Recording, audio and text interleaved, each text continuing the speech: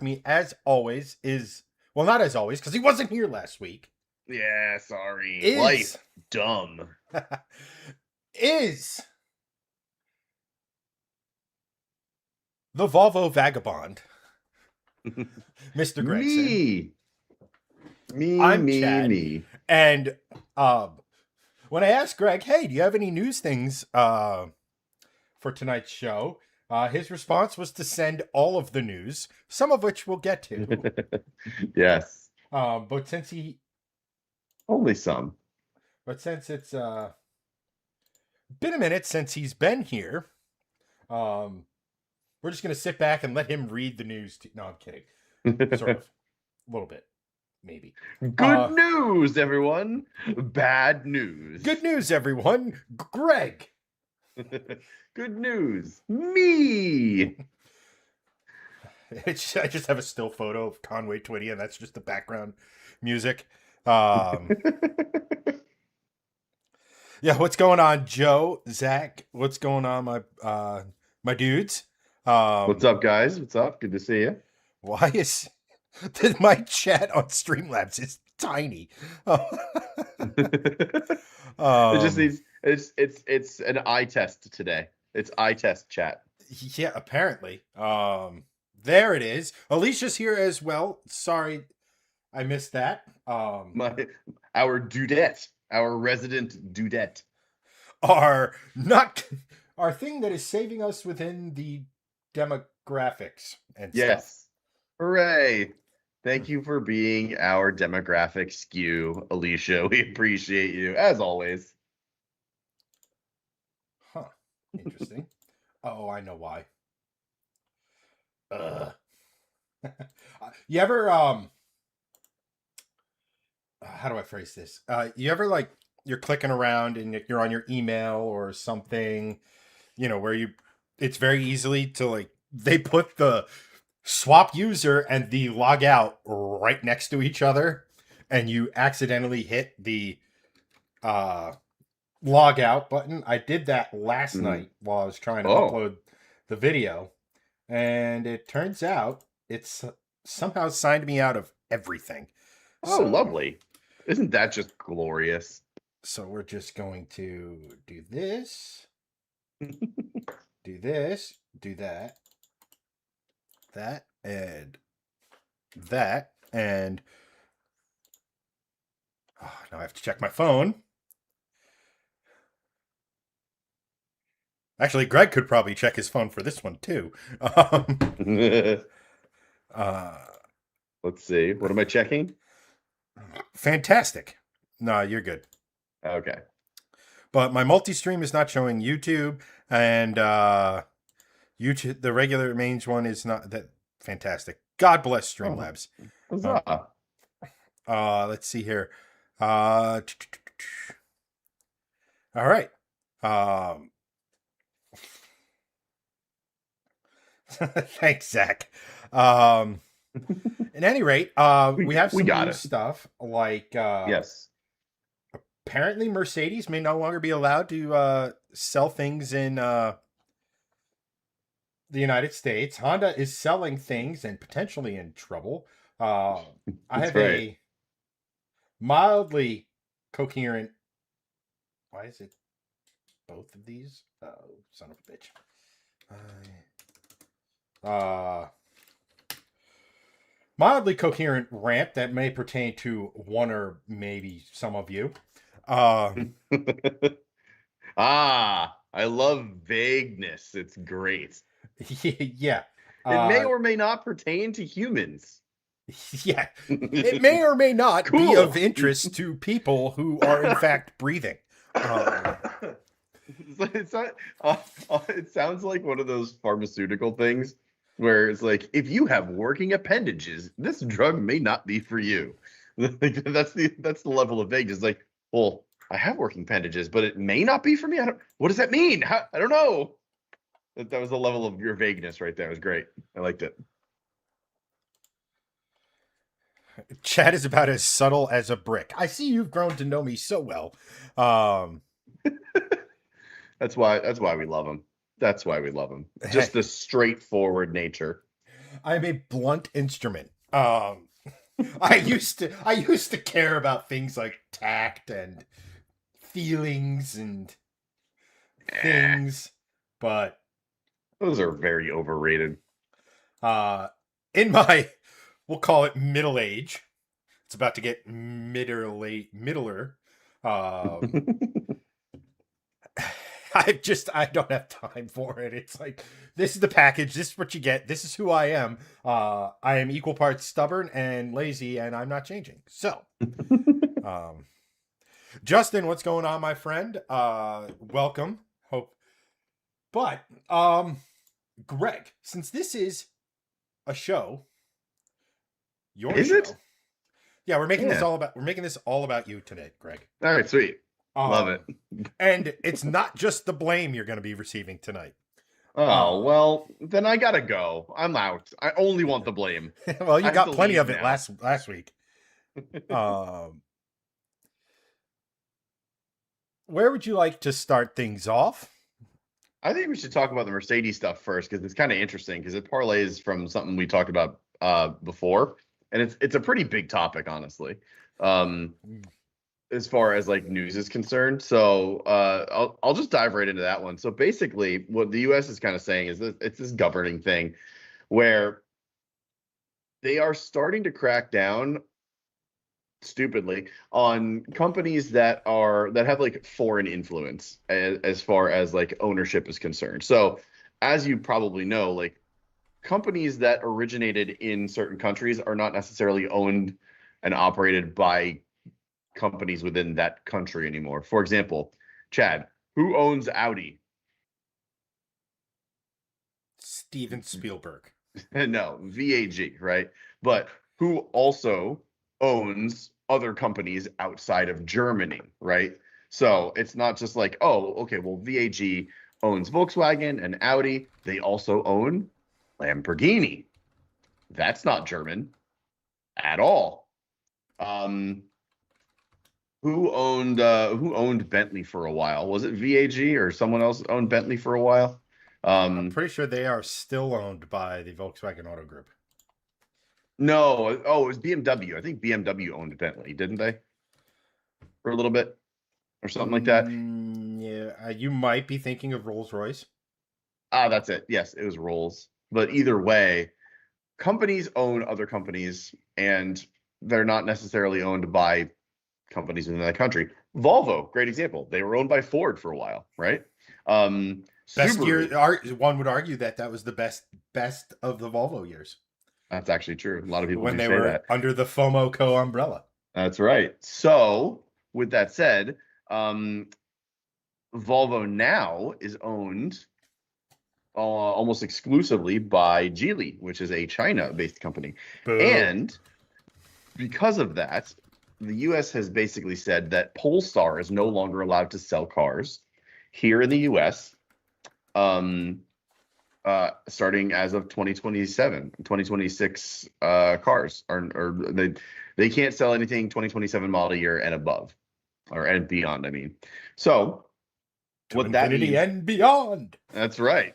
So what they're doing is there's now a law that is being proposed here in the US that any automaker with over 15% of its ownership controlled by Chinese entities will be prohibited from selling vehicles within the United States.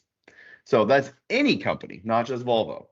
And it's only 15%. So Volvo quite obviously is owned very majority by Chinese leadership, Geely, however you want to pronounce it. It's a Chinese company. So no, that's a big no. Interestingly enough, Mercedes-Benz falls into this category because they are over 15% owned by a Chinese entity. I'm going to just read really quick. A couple of senators proposed this bill. Sale and operation of vehicles manufactured by companies deemed foreign entities of concern by nature of being based in certain nations deemed adversarial. While the current focus is on China, other countries could be incorporated further down the line. Like, like what? I mean, Sweden? off the top of my head, Iran, but Russia, like, North but Korea. but those countries have zero manufacturing of automotive prowess at all. So Lada would like, like a moment of your time. yeah, Lada is not exactly a US bound brand at all, nor will it ever be. Some would say that's a But positive. well, right, that's true. That I mean, that is a positive. We don't need Ladas here. But here's the thing. Um, so interestingly enough, who do you think owns that percentage of Mercedes? Geely. Yes, they own 9.7% of that. Um, the Beijing-based BAIC group owns an additional 9.9%. So, by simple math, that is 20.6%, or sorry, 19.6% of so around 20% of Mercedes is owned by Chinese entities. So, if that new law comes to pass, Mercedes-Benz, one of the most well-known brands in all of automotive history, may not be allowed to have cars sold here in the United States. Um, that is ridiculous. Oh, and if you're wondering, Volvo is 78.7% owned by Geely. So vast majority. So it's like, well, that's an obvious one. But Mercedes, of all companies, German-based Mercedes. So like, but this is the thing. Like, ownership doesn't necessarily mean danger, Will Robinson. So like, uh, I'm fairly certain Mercedes is cool. Like, I I'm don't also know. There was fairly that time in the late 30s, early 40s where they weren't really all that cool. yeah, but that's like 100 years ago at this point. I think we're good now. Those who do not know their history are doomed to repeat it, Gregson. True, true, very true. But either way, if you had to make a case for it, Volvo and Polestar have much more of a red flag than Mercedes does at this point. Um, but also, one of the biggest things with the Polestar news was it was the software, because they didn't want foreign entities basically having any kind of software that could track, Americans or anything like that. But like Mercedes, I'm fairly certain does not have software derived from Geely products. So like they have their own proprietary systems and stuff like that. That it's not based anywhere outside of Germany.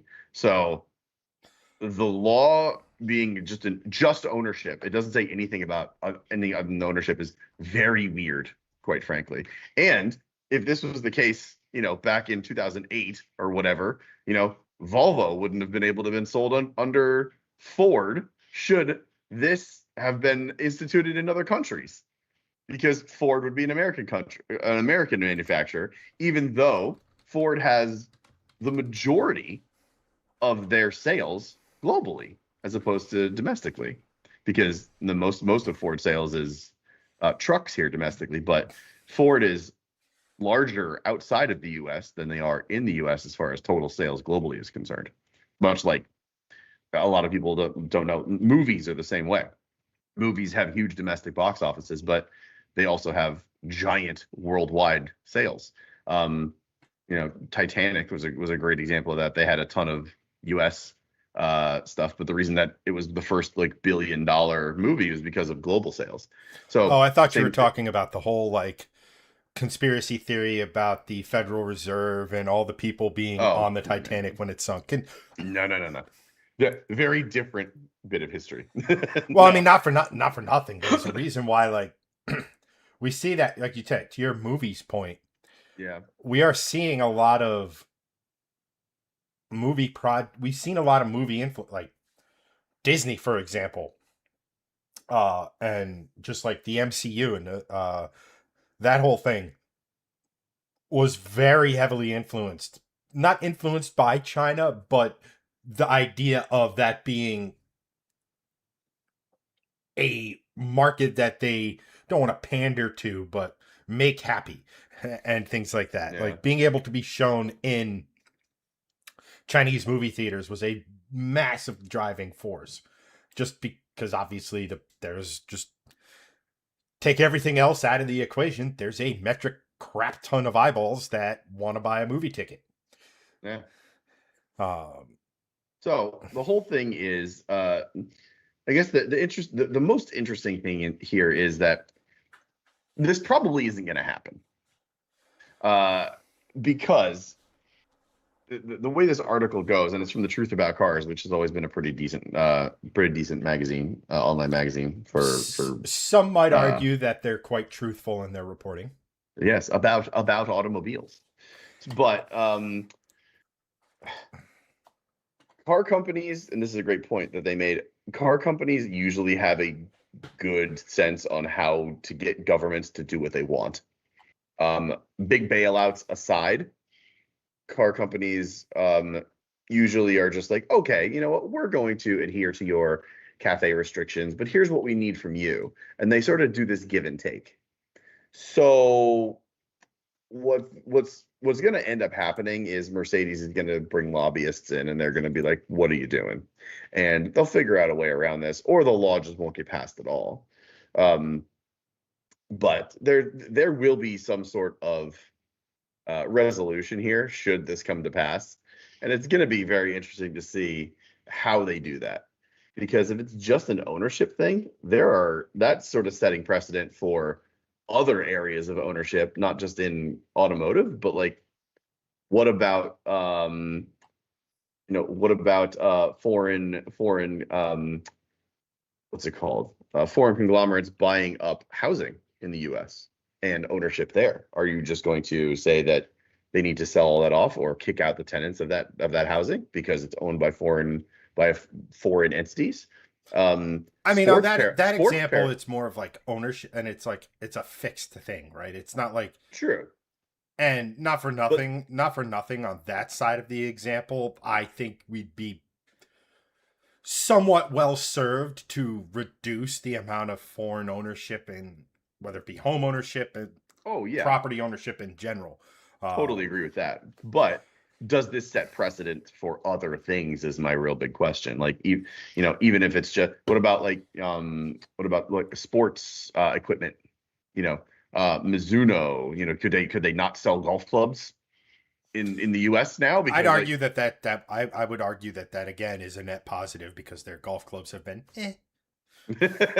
but either way, like, it sort of sets this weird precedent going forward. I I guess mean, it would mostly have to you do missed the with obvious one. You missed the absolute biggest thing. which is I don't know. Quick poll of chat. What are you watching this on right now? yeah,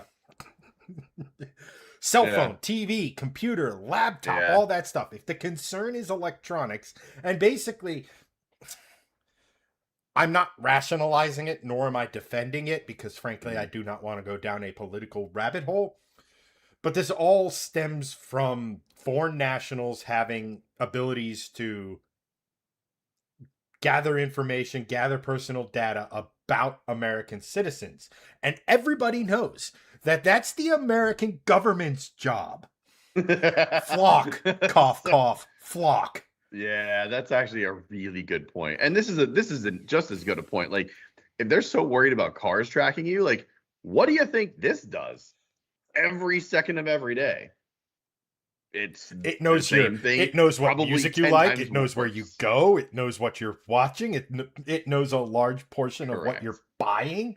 Knows what your bills are, Yeah. where you bank, where you Yeah. like. Well, Here's the what we thing. need I was gonna say really quick, what we need to figure out is a way for me not to say hockey stick into this thing 20 times in a row and then not get served banner ads for hockey sticks tomorrow.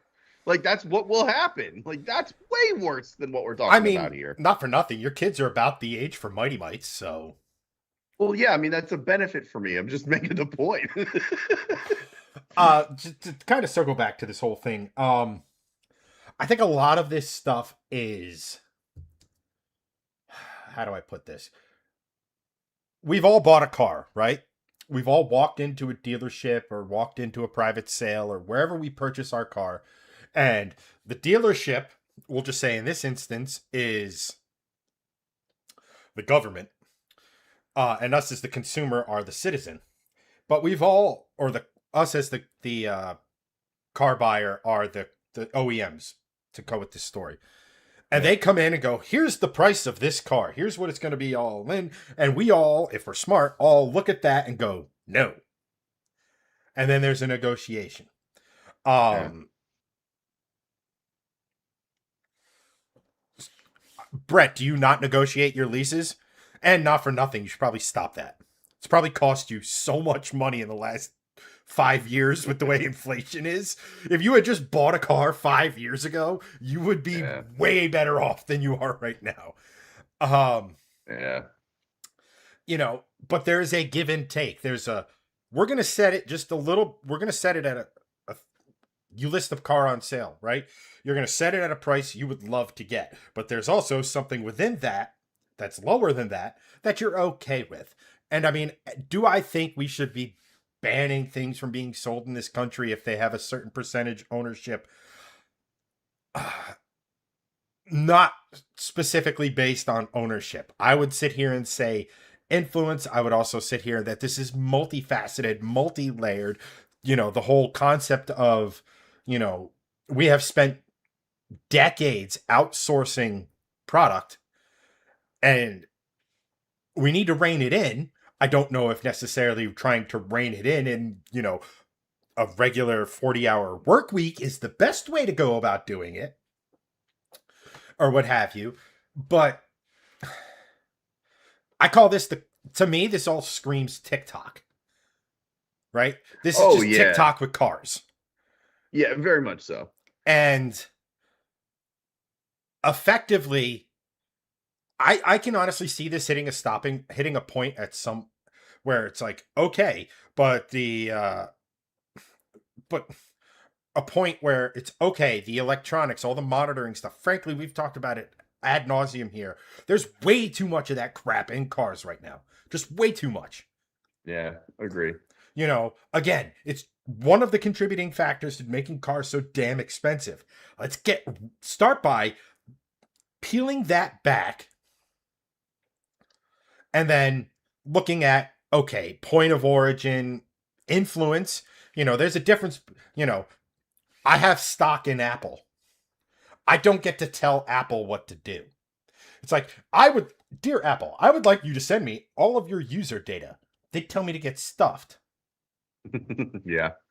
you know, um, and everything like that. So I do think there is a middle ground. I just think the way it's presented, the way it's introduced, is in such a bombastic, extreme fashion that it's almost like it's designed for immediate pushback. Immediate, just, this is bad. Whereas if they were sitting here and they're going the other avenue of saying, hey, look, we're not a big fan of this stuff, X, Y, Z, A, B, C, all of this stuff. We are not fans of this as a country, as a group of consumers, all of this sort of stuff. Not that I think anybody really. How many people were on TikTok when they knew flat out that China was taking all of their information? Right? Yeah. But I will also say that if this was presented in a, let's have this conversation, let's talk about it, here's the things we don't like, because whether or not, and I don't mean to be flying the banner here, but let's face it, who moves the world economy more than any other country? Right here. Mm-hmm. Who do most auto manufacturers cater to as far as a certain global model? It's the United States. All of this sort of stuff. So if we sit here and say, hey, this is what we don't like, figure out a way to make it so we don't have to deal with that with you, and we go. Nothing really changes. As opposed to sitting here and saying, by the way, if you meet this criteria, peace. Because guess what? That nobody's going to be on board with that, because you sit here. Okay, so Polestar, not a huge labor force, but a labor force selling, maintaining cars. Volvo, same thing. Mercedes, even bigger. and who knows where all this other stuff is leading. So the whole concept of bringing manufacturing back to the United States is to give Americans jobs, but then you turn around and you say, the Chinese car side of things, if we never import them, that's fine. Because guess what? We don't have a BYD dealer network here. Nobody's losing their job. Right. Right. Whereas I personally know people who work for Mercedes that if Mercedes can't sell cars anymore, they are directly affected. There is a crap ton of people in this country who are employed by a brand that size who you are adversely affecting by doing something like this. Yeah. Whereas if you had just made it a conversation, said, hey, guess what? Like you said, OEMs, they will capitulate to certain things, especially to stay in this market. Yeah, that's right. I mean, to your point of like who moves the world economy the most, like California is in the top 10 GDP of the world. Not just the country. It is literally a top 10 GDP of the entirety of the world. Just California. Just so we're clear on that. That is insane. So like, what do you think the companies are going to do? They're going to cater to the US market because they need it, quite frankly, because the consumerism and the capitalism is the strongest here, and they make the most money on most items here as opposed to anywhere else. So it is going to be a very interesting thing to see how this pans out, and if it pans out, when it pans out, and why they're going to do this. My guess is that it'll all go kaput because most politicians are in the pockets of most of these companies anyway. So we'll see. Yeah, that is a complete. I don't even know what you want to. Yeah, that is a path I don't really want to go down, but I mean it's pretty. Yeah, they're all corrupt anyway. Every one of them. P.S. The end. But either way, we'll see. There are a few who are not, but again, there are not something I want to. It's like this many. It's not many. But Joe, I'm a refugee from the People's Republic of Mexifornia. Don't you live in Oregon? Anywho, I do not want to go down this path because I will just start making jokes and people will not. So let's go to people who are itching at the chance to take something I say out of context. But so let's go to next topic then. Yes, 1 second. We are 1 seconding with Chad. I don't know what he's 1 seconding, but we can get a good look at his new chair, which was nice. We got a good look at your new chair, which is quite lovely. Looks. Oh yeah, I've had this for a minute. It's okay.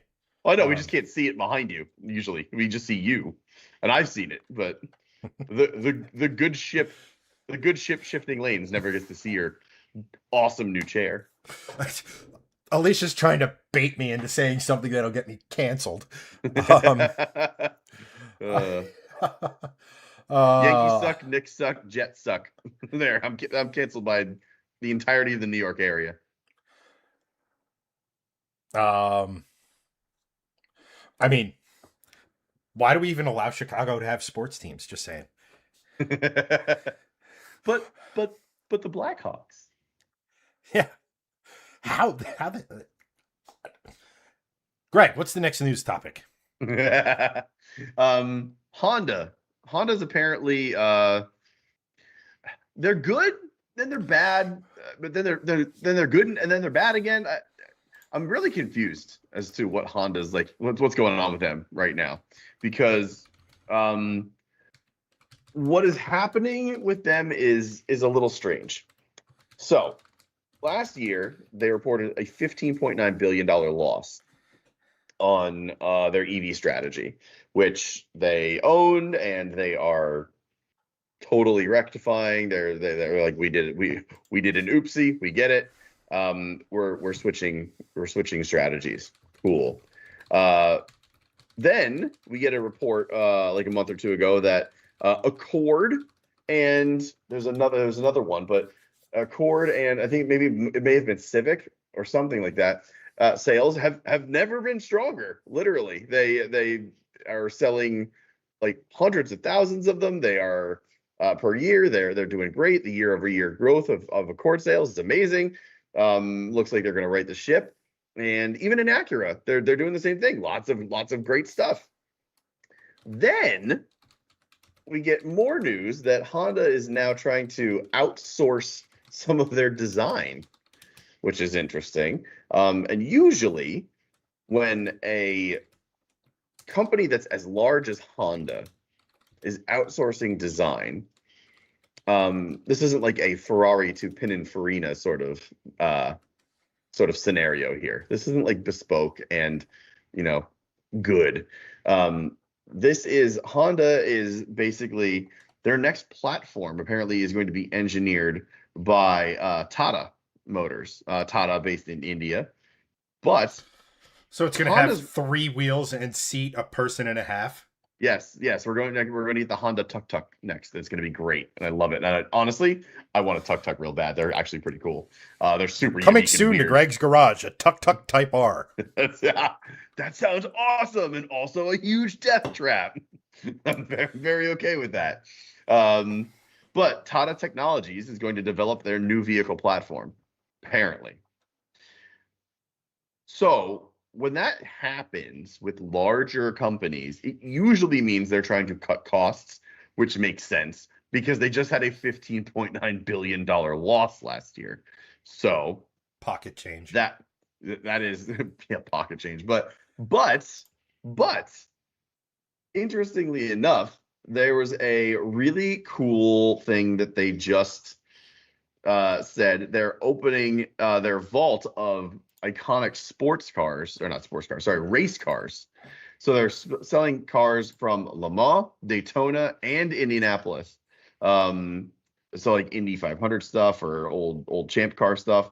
And they're selling them. So like my question, and maybe you can answer this, is Honda, are you okay, bro? Like, you're outsourcing your design, you're selling off bits and stuff. Like, are you using this to fund some of that $15.9 billion loss? Like, what's happening here exactly? You're having good sales, but you're doing this. What do you see this as Honda doing exactly? I see it more as we have talked about ad nauseum here. We've made a couple different videos about how all of these manufacturers are starting to streamline slash downsize. Maybe not their total model lineup, but in some cases, a lot of them are taking a lot of models and sort of getting back to like, okay, maybe we don't need this mid-size crossover and this other mid-size crossover that's a little bit sportier. Maybe we just make one. That's 1 inch longer. We call it a mid-size instead of a compact, and it has a slightly different body. I don't know about you, but 1 inch The is same absolutely thing. freaking massive, Greg. Solid joke. So if these companies can they're looking to streamline, right? Everybody is hurting. Yeah. Toyota's CEO came out and said, we need to do better, make changes, and drastically rethink things. When Toyota's doing that, when Honda starts to look around, Ford, all these companies, that tells you that they're already seeing a gigantic market shift. They're already starting to see that, we're not making as much money, or in fact, we're losing records amount of money because now we have to have, a lot of it stems from the EV push, which on the one hand, I understand because previously all these nations, not just America, were all talking about 2035, EV, 2035, blah, blah, blah, which everybody looked at and went, yeah, right. Ourselves included. But some of these people were like, we better start preparing it. A lot of these companies did, and they all took a bath on it. Yeah. So, look, Honda's outsourcing design of a platform. Okay. I don't see how that would necessarily, how do I put this? I don't get the why, because it would be simple. Let's face it, right? Like, they have a Civic platform, they have an Accord platform, they have a CRV platform, they have a Pilot platform. They have all of these platforms. Would have made a hell of a lot more sense just to tweak those, because it's not like they're going to be like, you know what the Ridgeline needs? A 6.8 liter V8, That's which would require exactly what the completely Ridgeline needs. re-engineering the entire truck. Um, right? So Yeah. I'm almost wondering if this is like Honda giving up some of the reins to the quote unquote micro cars, or not a key car, but something similar, Hmm. and saying, you know what? We're going to take a step back. It's almost, we're going to take a step back, let someone else kind of take the reins on that, and then go from there. Selling off their heritage collection, OEMs do this all the time. It's not public a lot of the time, but they do it. And I mean, let me just put it to you Do this. do. What's that? Do do. Yeah, exactly. Um, but like, let me put it to you this way. The Acura, one of the cars they're selling is the Acura ARX-01, which is an open top LMP1 car from back in the day. Well, the ARX-1, was that an LMP2 or it was from that confusing time in the American Le Mans series where LMP2s and LMP1s were very similar on speed. They just had different rule sets. At any rate, any of those ARX open top prototype race cars, they did okay in the American Le Mans series. They won races. They were all right, Yeah. but they still had the distinction of being had their having their noses absolutely kicked in by Audi when they were in LMP1. You Yeah. know, they had a pretty good rivalry with Porsche with the RS Spider in LMP2 for a while, but they never really were, based on the fact that how many people in chat, given the fact that you are a very captive audience, how many of you guys knew of the open top ARX Acuras and Hondas from back in like the mid-ish 2000s? They're not so they're cool, they're awesome, they sound epic, they have a V8, they rev to the moon, they're great, but they're not exactly what you would consider to be iconic. Yeah. No. Um so Other Le Mans cars from that era are. pretty much just the Audi and the Bentley. Yeah. Like, Those. That's what I'm saying. Those are iconic. and the Bentley was basically a rebodied Audi. Um Yeah, it was. because Audi just was like, all right, let's see here. There's two rule sets going forward. There's going to be a closed cockpit and an open cockpit. Everybody's kind of picking a side.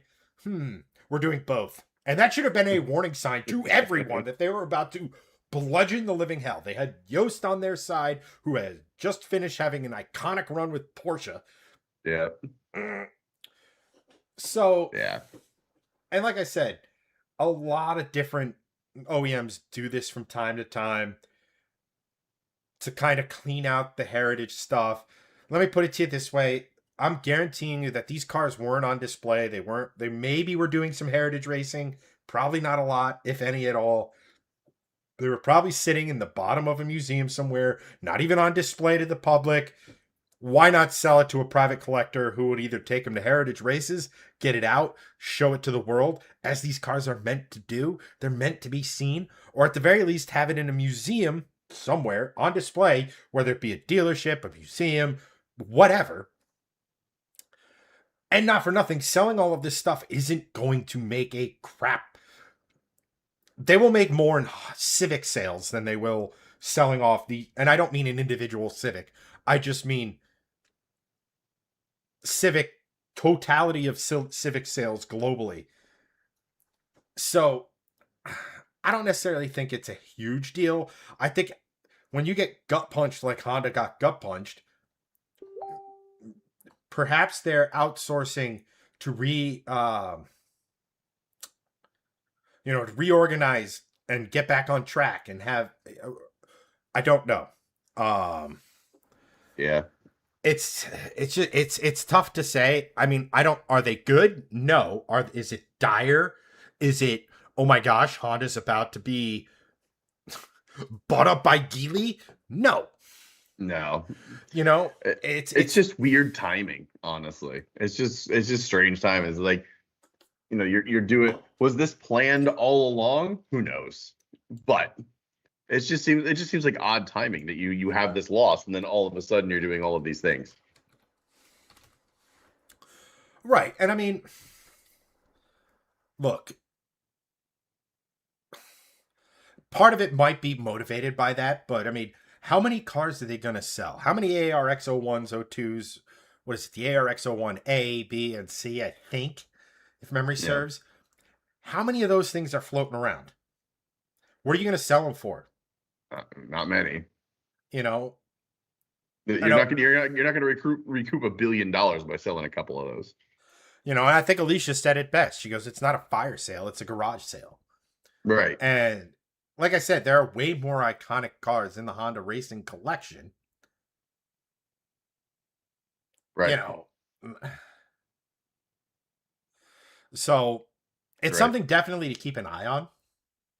Uh, but I do think in the next 2 to 3 years minimum, maybe even sooner, we are going to see a giant reckoning.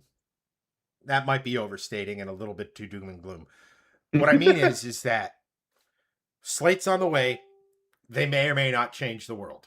Hmm. But what we do know, Ford is out testing. They have it on their media site and they have it on their website to buy trucks. The new EV small truck thing that's probably their version of competing with Slate. Yep. We know Toyota, I think Toyota's working on something similar. We know a lot of brands are working on something similar, which tells you that these OEMs are starting to realize, yeah, we are not long for this world if we continue to try to sell $50,000 vehicles to everyone. We have to make affordable vehicles, especially if you're a Honda, a Nissan, a Chevy, a Ford, you know, regular brands. Yeah. And I think this is the tip of the iceberg. I think how fast it happens is, again, going to be predicated by how well the slate does. Agree. I find it interesting that we've continued to like just buy and buy and buy with all of this inflation and everything going up. It's like, well, these companies don't understand is like we have the power to just not buy their shit. Like, why don't we just not buy the stuff? Like, we can get used cars, and used cars are very expensive still these days, ever since COVID. But like, I don't know, a 3-year-old car off a lease is half or less than the price of a new car. And cars these days have never been more reliable overall. They have never been easier to operate for the most part. And they have never been more approachable to drive from an ease of use standpoint, i.e., manual transmissions do not they almost don't exist anymore. Basically, you can put anyone in a car that is barely trained, say, here you go, and they could kind of just point and go with the car.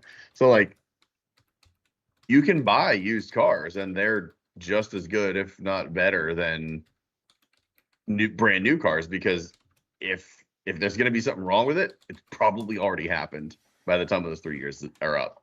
So like we we as consumers have the power. What we need to do is start realizing that. And it needs to happen with like everything across the board. It's like, you don't want to buy expensive shit, don't buy it. And it's the same thing if you go with cars. Like that's why I love the slate coming out, modular, totally loaded, fully maxed out. It's still almost 10 grand less than the average price of a new car right now. Like, that's great. Good step in the right direction. And base price, it's in the 20s. That's great. That's what we need to do. That's what more cars should be like. More trucks should be like. The Ford one will be under 30 grand to start. Same thing. Great. More of that, please. That's what we need. We 100% need more of that. apparently the new Mustang sedan is going to be 40 grand and smoke a Panamera. I Yeah, think I those mean, are. that's lofty. I don't think it. I think there will be a version Yeah. that will do that. Yes. Um, yeah, and it's just the mark. Like I said, like I read a headline today. It's like used car demand up, supply up, prices up. It's like, wait, why? That's Like, not how supply and demand if works. supply and What's demand going are on this, the here? price should remain the same. If one outweighs the Yeah. other, Right. um, yeah, It's it's weird. just. It's weird. And whoever nails it first, and I'm not talking Slate, but whoever nails this concept of affordable cars that are bare bones and letting the consumer tell them what's important, number one, this is going to be an incredibly valuable case study to what people actually value, Yes. Very true. what options they like, what ones they don't like. So if you want to sit here and have a model of the, let's just say, Honda Civic Everyman, and it literally is just populated. It's just a Civic with all the options that everybody likes within a certain price point, right? All right. So it may have the big screen, but it may have the basic seats. It may have manual seats, right? All the different, because usually if you want the upgraded infotainment, you're getting the power seats, which means you're getting Mhm. the you know all the other stuff. And then OEMs will sit here and go, okay, this is our most popular vehicle with the options. We can now use the economies of scale to drive down the price. Whether or not they pass it on to us is another thing entirely. Mhm. But um, Yeah. It's interesting. so Luis over on Facebook, watch Nissan sell an under 20K nicely optimized and optioned Sentra as a Hail Mary. Here's the thing: at the end of the day, if they could figure out if they could do that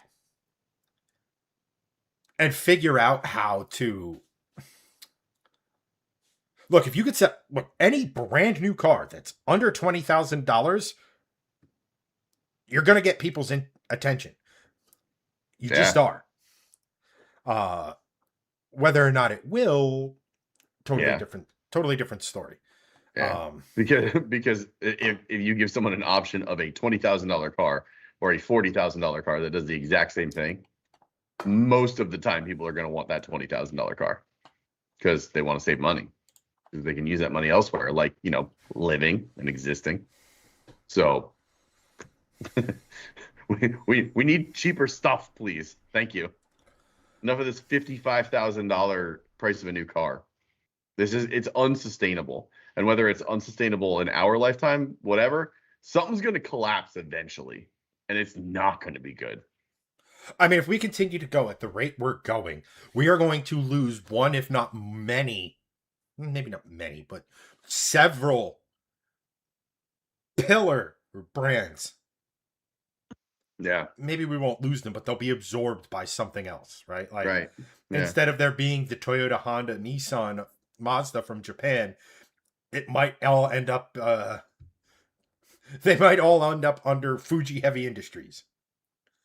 Right. And now all of a sudden the brands lose their identity apart from, it's like, all right, well, it's argument to be said that if you just took the best cars from each one of those brands, they'd be better off. But at any rate, Right. it would be a bad thing all in, all things considered. But it'll be interesting to see. I I'm a I'm not a, although I would say having, like, if that slate was like comfortable enough or the Ford was comfortable enough and it was within reason price wise and I could put XYZ features in it and it was safe, I would rock that as a replacement for the Equinox. Right. That being said, I'm driving that thing until it returns to nature. Um, just because it's the most cost effective thing to do. Right. Uh You keep what you have on the road for as long as possible. That is both economical and the best thing for the planet because those resources are already used. the plants have already absorbed the carbon. That's right.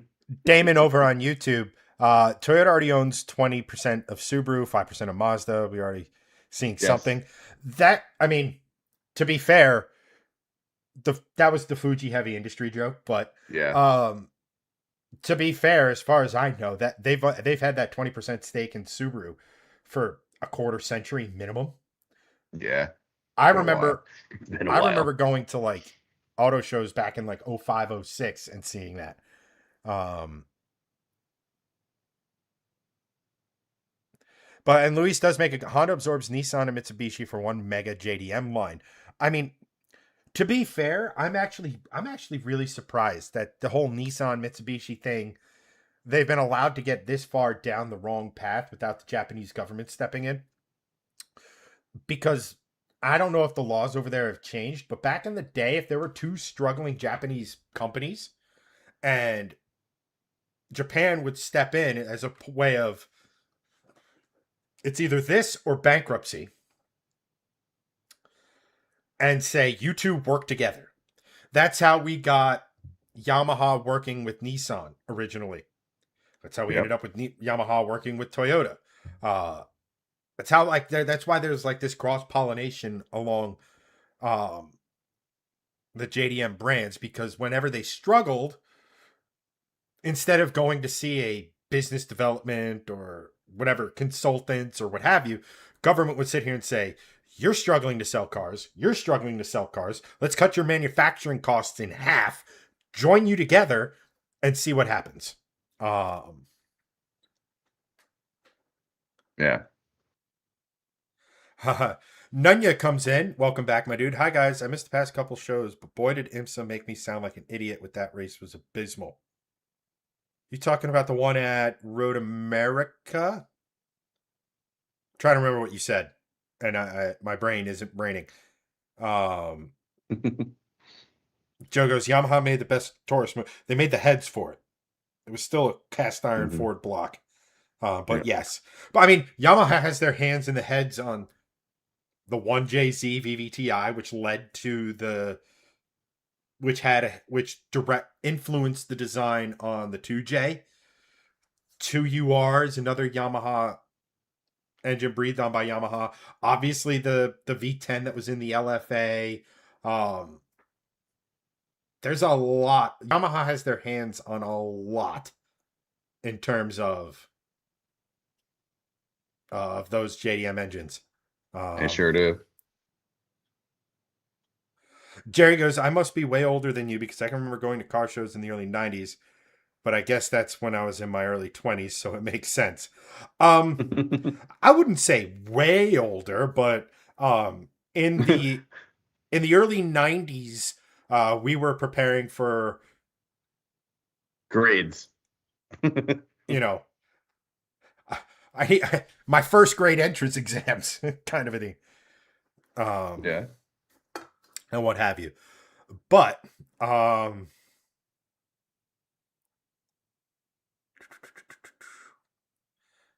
Yamaha made the V8 for the Tortoise and the Toyota Celica heads and others. Yeah, there's so many Yamaha, like, chances are you like it's the 6 degrees of Kevin Bacon. You know, if you go Bacon. down, like, chances are if you take any JDM engine that isn't really a Honda and go down, you could probably connect it to Yamaha in some fashion. Um, More than likely. Yamaha had his hands in like everything. I had a Yamaha driver at one point early in my golf career. Um, Yep, you sure did.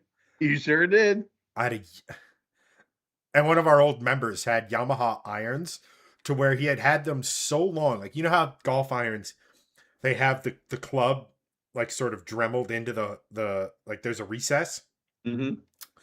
on his sand wedge. He had that thing for so long that the S was gone. So he had literally worn through, at minimum, at bare minimum, a millimeter worth of steel or whatever it was made out of in the time he's owned these clubs. Um, Oh yeah, man. Damon's absolutely right. How could we forget the The 4.4 liter Yamaha had their hands in that motor as well. Yep, that's right. They're also a music company, like Joe and Jerry have mentioned. I was just gonna say that they make a bitchin' keyboard.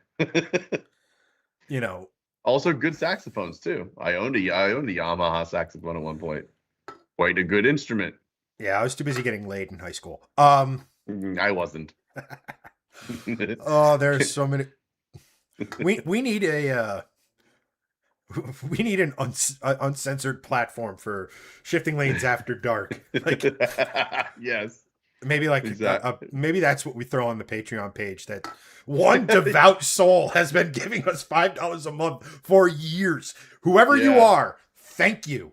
I think his name's Hunter. I haven't logged in to Patreon in years. I have no idea. My guess I is I just get think the it's notification Hunter. on my phone that's like Patreon has sent you money. It's like, really? Yeah. Like this guy hasn't canceled yet? Wow. um Thanks, man. My guess is that he has forgotten it exists and it just auto debits and he just doesn't look. well, thank you for your not paying attention. Yeah. Thank you for making me feel like Planet Fitness. Yeah. Thank you for your $4 every month that has helped to pay for a subscription of some kind we use every year. Appreciate it. Nunya continues, yeah, I talked about how good IMSA has been. Then Road America happened. Did you mention Toyota Suzuki working with GM on the Geos? Did not, but good shout out. I got to be honest, I missed Road America. And apparently a lot of things happened. I guess that's the best way to put it. To Yamaha Music. Chris goes, the 89 Taurus had the Yamaha engine. Those are great engines because they have the bundle of snakes intake manifold. It's like modern art piece sitting on top of your engine. Let's see here. Joe, and this is why Greg is a dad and Chad is still single. Yeah, we'll go with that. I think just generally speaking, Greg is just a more agreeable human person to be around for long periods of time. Being around me for more than like a couple hours starts to have a shelf life. I know it's not exclusive to me, but we have a saying within my extended family about the Kennedy wise ass gene. And sometimes sometimes that's not applicable. Let's see here. Luis goes, shifting lanes DWI. Please no. Let's see here. Luis, all right, I guess we can kind of go into this. Luis goes, okay, can we talk about the OEMs need to make a four-door Camaro and Mustang and why it's a dumb idea? First of all, why would you think it's a dumb idea? Because I made a video about this. I don't know if you guys saw it. Simple fact is there would be no Camaro without a four-door Camaro. New Camaro coming out. So, would we rather Chevy not continue to not make a car of any interest, or have a V8 powered manual transmission option car that's going to handle really well, sound great, and yeah, it carries a Camaro badge, or not have one at all? Right? I'm gonna go with the have the thing, please. I'd rather have the thing. And the Luis, not to be argumentative, but the Mach-E is a completely different thing. It is not a car, right? It's a crossover. Well, it is a car. No, it isn't. It's because, a crossover. Because Details matter, Greg. A Just crossover is a type Reacher. of car. A crossover is a Details type of car. But you're right. It is crossover. It's not a Mustang in the sense of what a Mustang is by every single measure. And here's the other thing, like Luis points out, why not just call it something else? And we've been down this path, right? I forget who it is. You mentioned it in chat a little earlier. Sorry, I mentioned it in the text chat, but I didn't mention it on here or what have you. It's like when last time you were here when we were talking about Would the Charger, would the current Charger be receiving the same amount of hate it's getting if they had called it like a Stealth? A car in Dodge's history, even though it was a Mitsubishi with a slightly different body, that had a V6 with two turbos, right? Like, names obviously matter. But to your also point, you said Chevelle. I don't know about you, but all of the Chevelles I've lusted after were coupes. They were enormous, just like the Chargers were, or what have you. I just look at it from this standpoint, right? You can have fun in a Mustang. I've done that a lot. Not recently. Exciting news on the horizon for that. I've had fun in sports sedans. So has Greg, right? Yes, they're not a coupe. Yes, they stray away from the ethos of the quote unquote muscle car. However, that number of doors doesn't seem to bother our friends, say, in Australia. They tune up and love four-door muscle cars over there a ton. I don't know if it's just because they didn't have the access to them like we did or what. But I don't, the reason why you call it a Camaro is this right here. The reason. People talk about it. And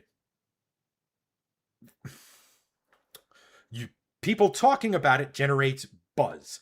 Now, I understand that there is some negative buzz, i.e. the number of doors, but it's not completely deviating from the entire soul of the vehicle, i.e. Charger with just the six-pack. And the Super B, yay! You could get the 600 horsepower out of a regular six-pack with just the tune. Just the tune. Yeah. Not that impressive. Color me unimpressed with that thing.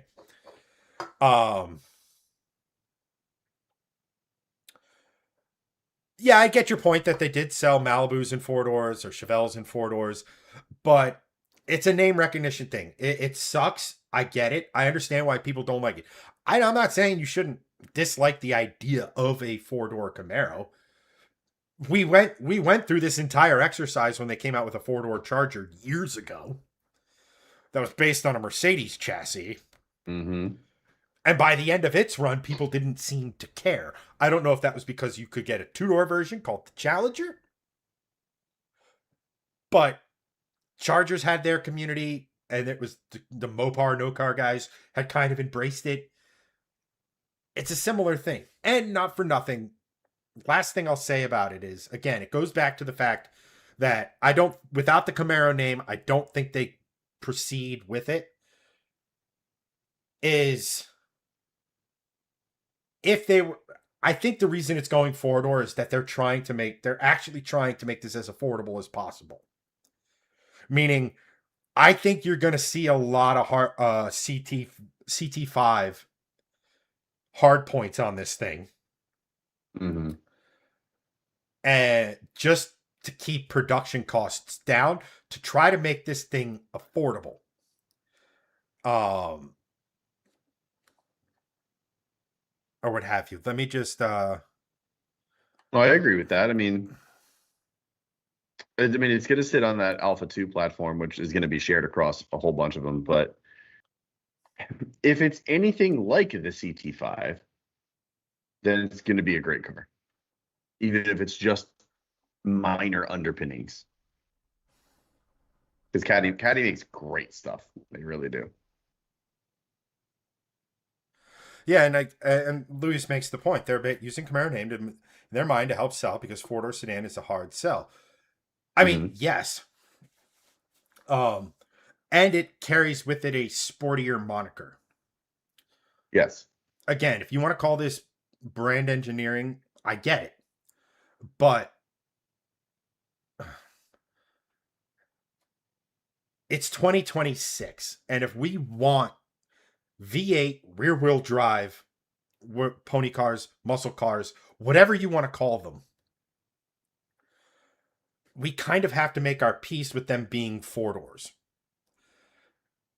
Otherwise, they're just not going to make them because like to your point, they don't sell. So you have to make them sporty. You have to give them a name that evokes a kind of emotion. you know.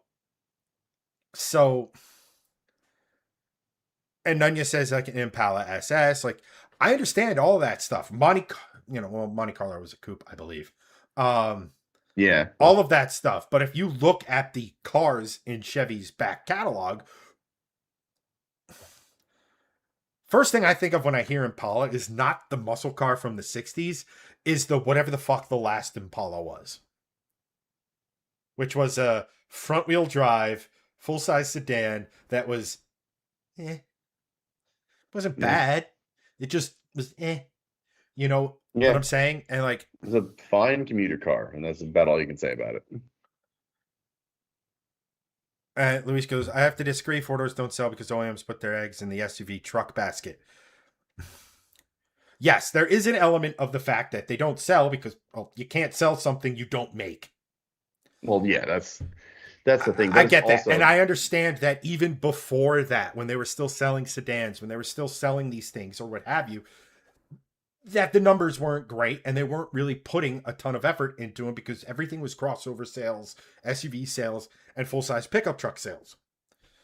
But that was also the average consumer basically did in. When Greg and I were growing up, the family car was either a four-door sedan or a minivan.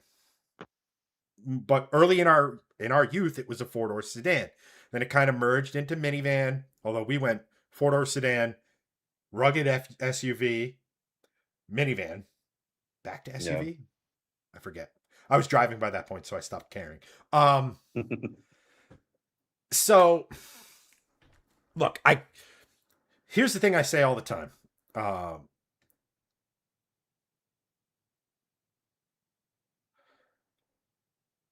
He goes, put the same effort into content on a sedan, it would have sold. Toyota proved it with the Camry. Yes, but I think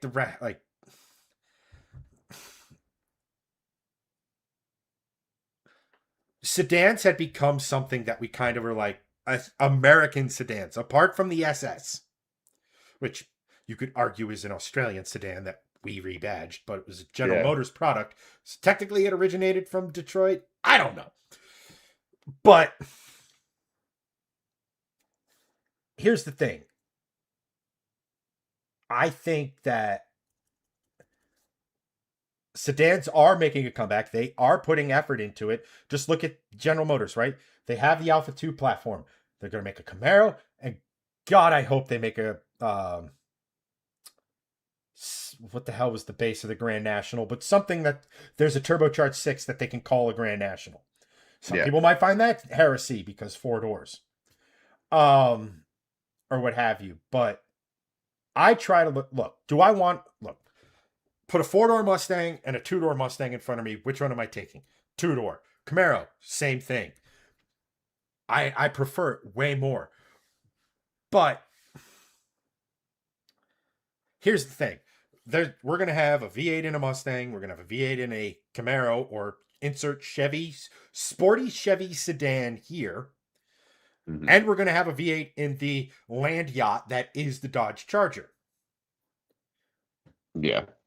Instead of nitpick, I just choose to look at it this way. Instead of sitting here and giving OEMs reasons not to make these vehicles. Oh, it's a sacrilege. Or the Charger's a bloated pile of whatever. Instead of Whatever. sitting here and giving them all the reasons why you're not going to buy one. And if that noise gets loud enough, now we don't have another V8 powered rear wheel drive car.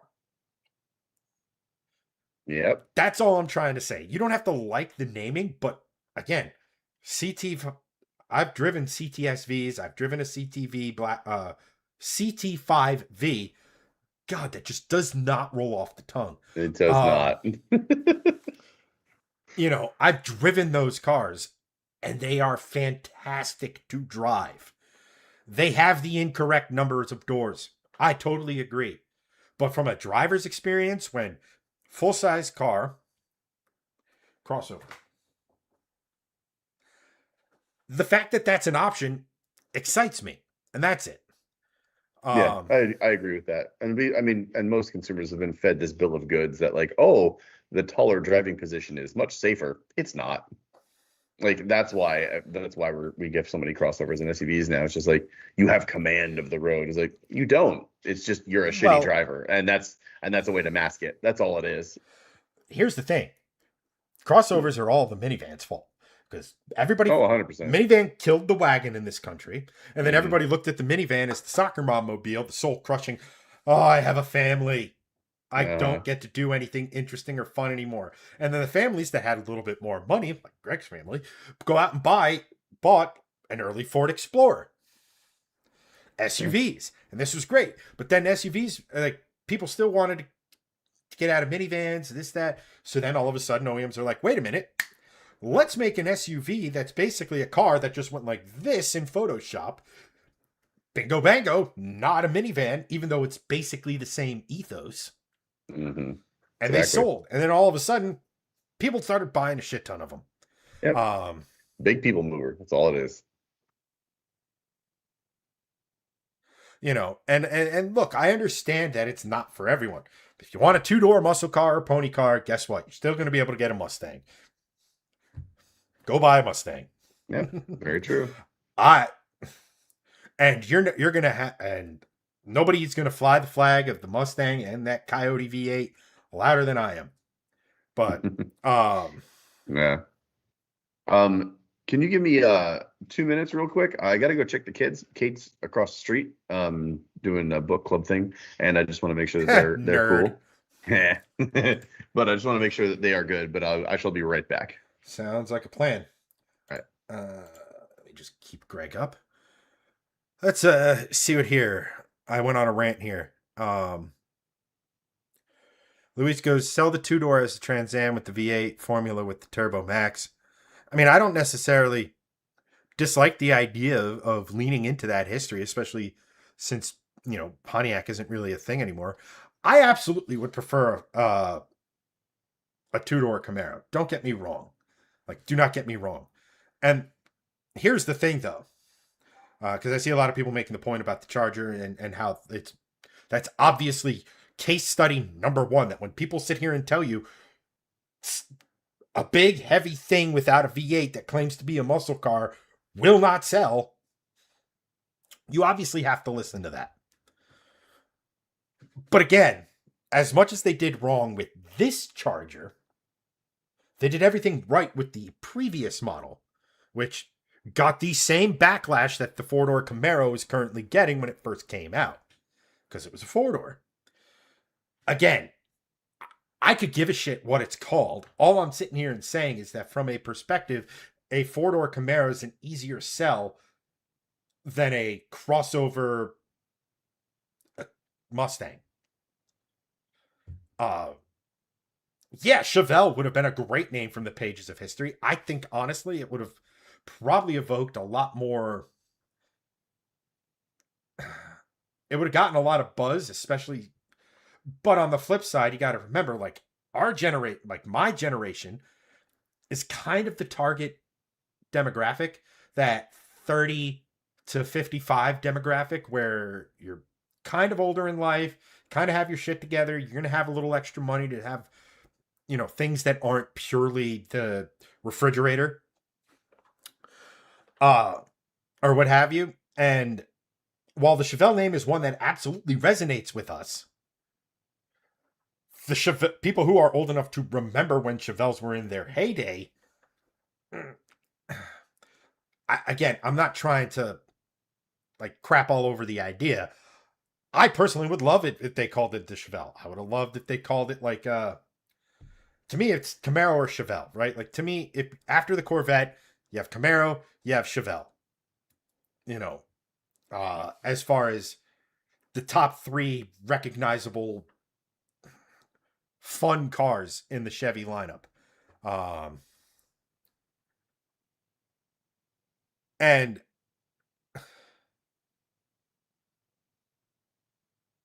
I mean, Lewis, why not bring Pontiac in though? Like, but again, like,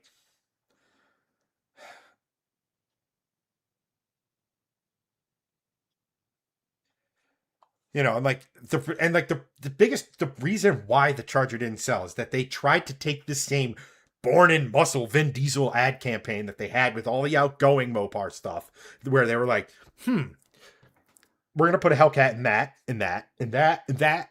And then they were walking towards the Pacifica when you know things changed.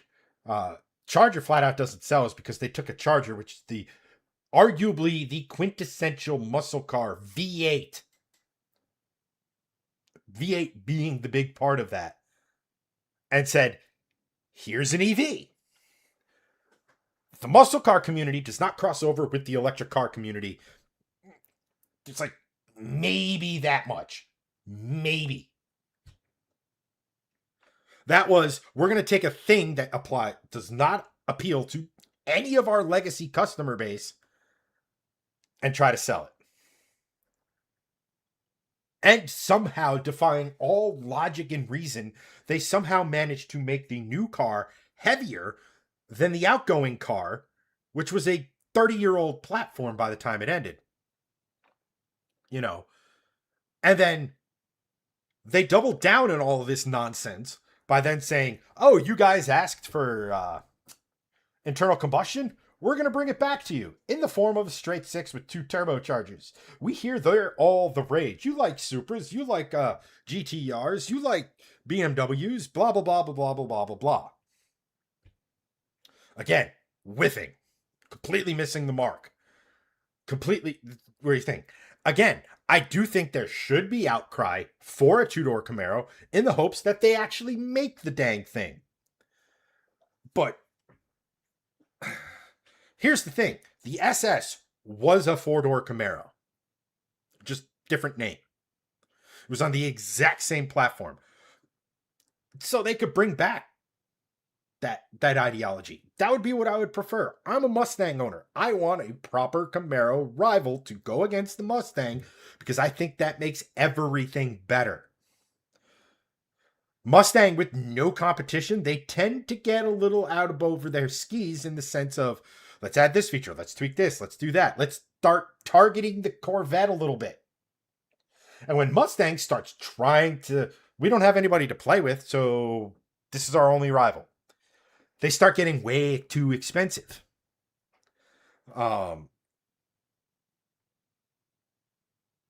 So who the hell knows? I mean, Mustang, at least with a 4-door Mustang, we're still keeping the coupe. I would argue a lot of OEMs have the same exact identity problem, and Ford has it as well, as in like you have Ford whose trucks, crossovers, Mustang, but now they want to break Mustang away from that and have Mustang be a sub brand, which I don't necessarily like.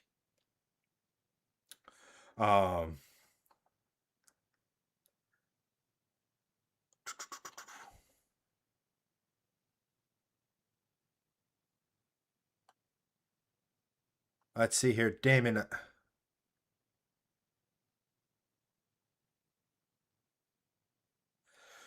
Damon, I think you're thinking of what the rebadged GTO. That was a Monaro. They made 2 and 4-door versions of the Monaro in Australia.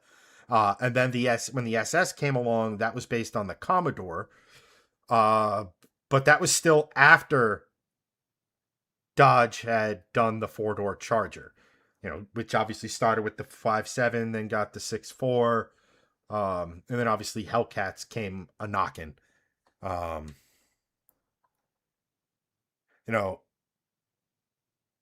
Luis goes, are they off-road muscle or Raptor? Are they, speaking of Ford, are they American muscle with a regular Mustang? Are they a supercar Mustang? Are they small trucks, i.e. Mavericks? Well, throughout Ford's history, they've been all of that. I mean, maybe the whole Baja truck, they kind of invented that segment. The Raptors, the TRXs, Toyota with the Hammer, I think, or whatever they're calling it, or what have you. But Ford has kind of always done that, right? Like, let's go back to the 60s. They were GT40, in addition to the Mustang, in addition to stuff like the Gran Torinos, uh, even within the Mustang brand, you had the Boss 302, which was the handling sporty version of the Mustang, i.e., Trans Am. And then, because they had to put the 429 into a certain number of production vehicles to make it legal for NASCAR, one of the things they put it in was the Mustang, and that's the Boss 429, which is not handling, which is very much a straight line thing. Uh, Obviously the F Series has been their bread and butter for pretty much since the dawn of time. Um, but the whole thing with like the Mustang is that it was never really it was never designed to be a quote unquote muscle car. In fact, its early days, it was really had an identity problem until Carroll Shelby kind of came along and helped with originally the GT350, then the GT500, and then Ford started figuring out that they're like, okay, then your bosses came along, your Mach 1s, um, you know, uh, the Mustangs kind of always, what have you.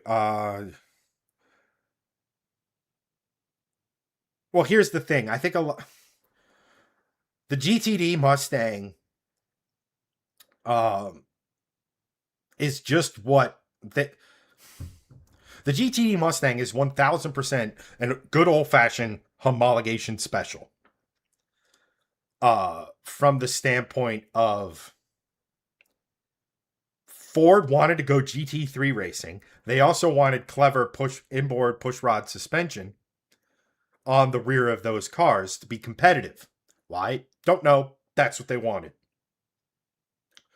So the options were put that in the regular Mustang and jack the price up even higher than what it is now, or sort of go all in and lean into the supercar tech with a supercar Mustang, which again is your homologation special.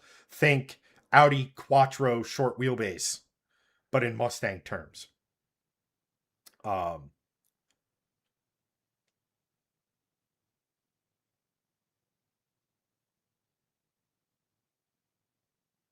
so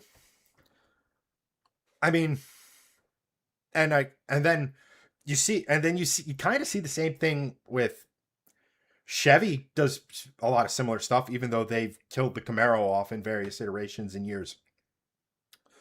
Uh, Trucks, sedans, cars, supercar or sports car that became a supercar kind of killer in the Corvette. It's whatever sells. And I mean, honestly, you look at it, Ford trucks. You have the F-150 base all the way up through, you can go King Ranch, Limited, or Limited King Ranch, because that makes a ton of fucking sense, Ford. Um, Look, anytime you try to sit here and understand what OEMs are trying to do, uh, you're not. I don't claim to know everything or what have you. Uh,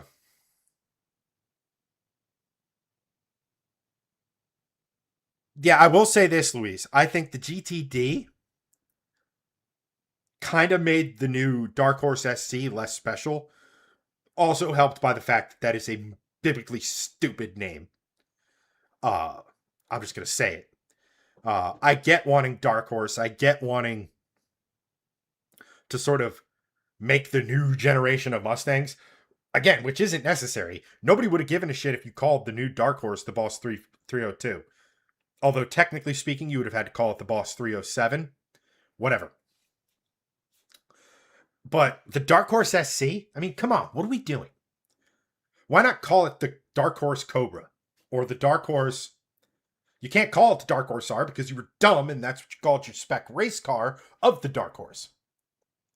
But think of it this way: back in New Edge or back in Fox Body S197 New Edge, you had the Cobra, which was the NA version, and then you had the Cobra R, which was the supercharged version. It's not rocket science. Um, let's see here. No, you're 100% right about the bet, Louise. Greg, Joe says hi. Um, kids doing okay, Hello. Kids are good. They are fast asleep. but that's Ford and I'm a Chevy guy. Look, I I can kind of tell by your passion about the Camaro that, and again, there's nothing wrong with that. A lot of my good friends are Chevy guys. Like, I personally love it. I love the passion. I love that, you know, I love the fact that you look at a name and see the importance of the name. That a name means something. Um, Unlike Ford with the Mach-E. Not for nothing. Every time I say Mach-E, I just think of the Mach-E from Star Trek Deep Space Nine. Yes, I'm a nerd. The more you know. Um, but uh,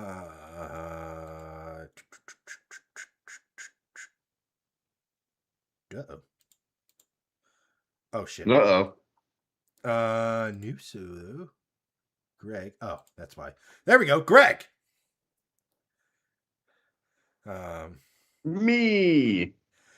at any rate, I am going to take this opportunity to not look after or take care of the non existent children that I have. Many illegitimate children. I mean, there's a non 0% chance that that is a correct statement. Or at least, maybe not many. Maybe not many. I'm not a, man whore. Um, Splitting hairs, splitting hairs. Whoa, whoa, whoa, phrasing internet dude, because, and I quote from random, I came in right on Greg. Moment. Yes. But at any rate, Oh, raising. Greg, Me. have fun. Do I have a topic of the night? Well, seeing as how you are wearing the merch of one of the friends of the show, Skog and Dickey Performance Parts Center, True. Skog and Dickey Parts Center. Probably should have rehearsed that, but here we are. We're doing it live. Doing it live. Dream. I don't know. Have you ever talked about your dream muscle car build on the channel? I don't think so, but I think a lot of it has to do with I'm not like the biggest muscle car guy. I really love them. I think they're cool, but I guess we can kind of talk Don't about. they make you look even shorter than you already are? Let's be honest.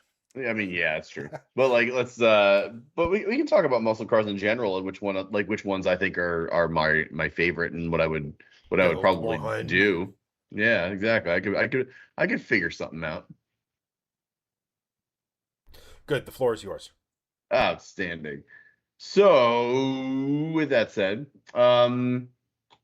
what is my dream muscle car build? Well, I think first you got to define what a muscle car is. I think a lot of the modern stuff you can't sort of put in there. Um, I like obviously like modern Mustang, modern Challenger Charger. I think is the closest thing before it went all EV and weird. That's sort of the closest thing to a modern muscle car. Modern Camaro, no. So like the Camaro and the Mustang sort of graduated from muscle car, even slash pony car, to sports car. Both of those at the end of their runs, and the Mustang still currently, and the Camaro before it was killed off. Like those are sports cars at this point. The Challenger Charger was getting there, but it had the most muscle car ethos, right? So I think my dream muscle car build, if we're taking those into consideration, I would say it would be a modern day Challenger. Just 'cause I love the way they look; they're cool. But if we're going like true muscle car, you got to go back to like 60s, 70s era. Like that's when muscle cars were really, muscle cars. That's like, to me, the quintessential muscle car is like that era, GTO, Nova, what else? Camaro. Um, oh God, I'm the one I'm trying to think of. I can't think of. But like Chevelle, thank you, Luis, thank you. That's the exact one I was trying to think of. Chevelle, like that. those are muscle cars. So like that's the era that I would be like, if I'm gonna do a muscle car build, that's what I want to do, right? So like for me, the big one is like probably a 69 Camaro with the stripes, or a 70 Chevelle SS with the 454. Like those are the two quintessential muscle cars, in my opinion, um, that I would like to build. If I was going to do something custom and make it a dream build, I would probably take the Chevelle just because it's a little bit bigger. I want to say I think it was bigger than the Camaro. Um, but to me, that Camaro, or sorry, that Chevelle, that 70 Chevelle would probably be the one that I go for. Um, I would I would do a lot. I would very much do a lot of what Kevin Hart did on his build, his dream build. Um, I would lower it. I'd put modern wheels on it. I do a muscle car resto mod. I would do true to its roots, but make it modernized. I'd put like Apple CarPlay in it. I'd put, you know, modernized wheels, modernized gauges that looked old but had like digital aspects to them, an analog gauge with digital stuff. Um, like it's that kind of stuff. I'm not necessarily a huge fan of old things that um that worked in their era. Like they don't work anymore. Sorry, yeah. I'm so tired. I've had like 5 hours sleep combined the last like 2 nights. It's been pretty brutal. Um, but to me, like those are like the quintessential builds is like those like early 70s, late 60s era cars. And I would probably do exactly what I'm saying is I would do a resto mod of some kind, and I would put like a big engine in it. I would put a modernized engine in it just because I would want a little bit more reliability than like something that would take a lot of upkeep. But again, if I'm doing a dream build, kind of money's no object, so I don't think it would be that big of a deal. But I am awake, Luis. I'm sorry. I'm trying to. I'm I am having iced tea in here at least, so I get some caffeine in me. Let's catch up with a little bit of chat. You guys are putting different things in there. 72 Chevelle 454, great option. Um, Keep in mind, Greg has told me he wants to do a modern Challenger Scat Pack handling lightweight build. That would, I mean, yes, I have said that. I think that would be actually pretty cool. I would love to do a modern Challenger lightweight build in the sense of like making it so that people don't expect it, and it would like it could take Mustangs and Camaros on track. Like that would be very cool to do. Um, you know, do a do a Z28 Challenger. Like that would, that would be cool, where it's like stripped down, bare bones, not like stripped completely, but it's like the car, the engine, and you. That would be kind of cool. Yeah, yeah, lightweight Challenger. Neutron Star sheds a couple of things. Like it's not it's still going to be pretty dense, but like you can easily shed hundreds of pounds from those cars, just by like taking out the back seats, passenger seat. We saw that with the demons, and the drag packs and stuff. So like, that would be cool. AER CUDA, that's great shout. Dom's Charger, yeah, exactly, that kind of thing. I mean, Dom's Charger is like that's that is one of like the quintessential uh you know modern examples, just because it was so prominent in modern pop culture in Fast and Furious. Like everyone knows that car. Like that is one of those that's just like that'd be sick. That's a great one. Wrote a doctoral thesis on making a 74 Duster look bone stock. Then when it starts, you're like, what the fuck is that? That's great. Akira class, but a Challenger Trek reference. Yes. Um, so like that's sort of like what I would probably go for, is that sort of thing. Um, I'm a big fan of making things surprising.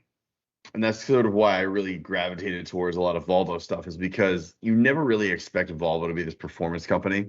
And then all of a sudden they make things like this and the V70R and the 850R. And you're like, ooh, that's cool. They're all about safety, but they can make a bitchin' little car. That's great. Big fan of that. Um, that's pretty cool.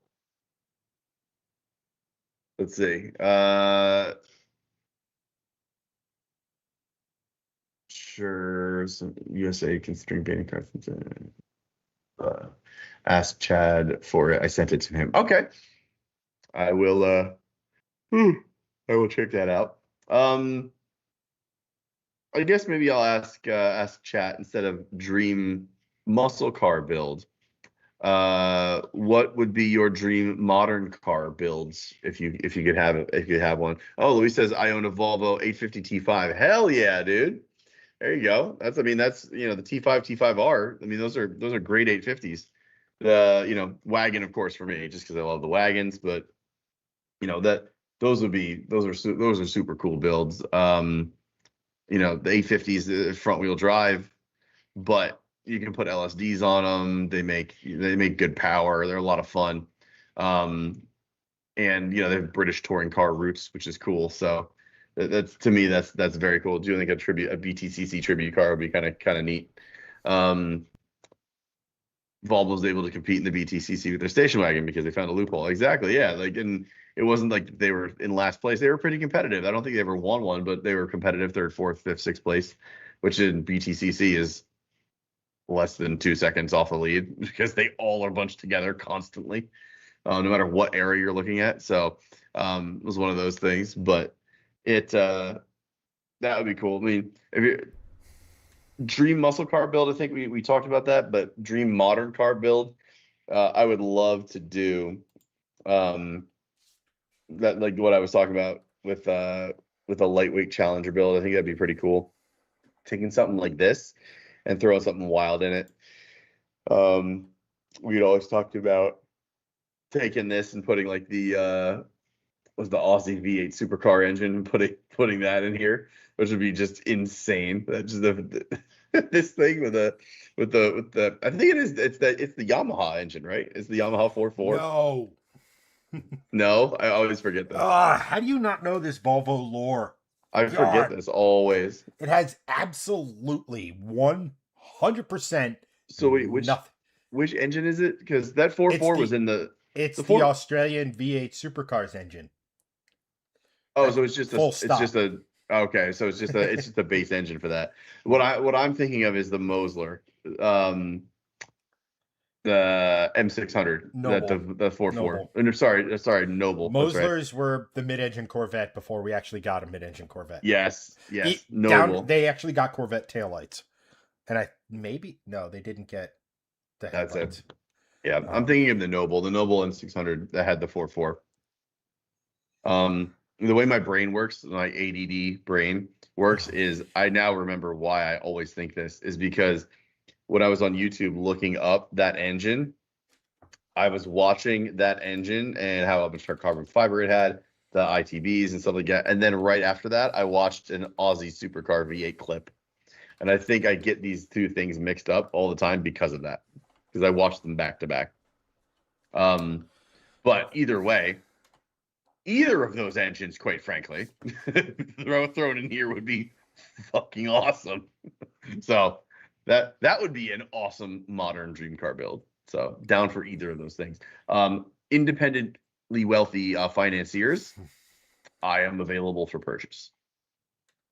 You can buy my loyalty. Who was because Luis mentioned it, it's like make a copy of the 850 TWR wagon, BTC wagon.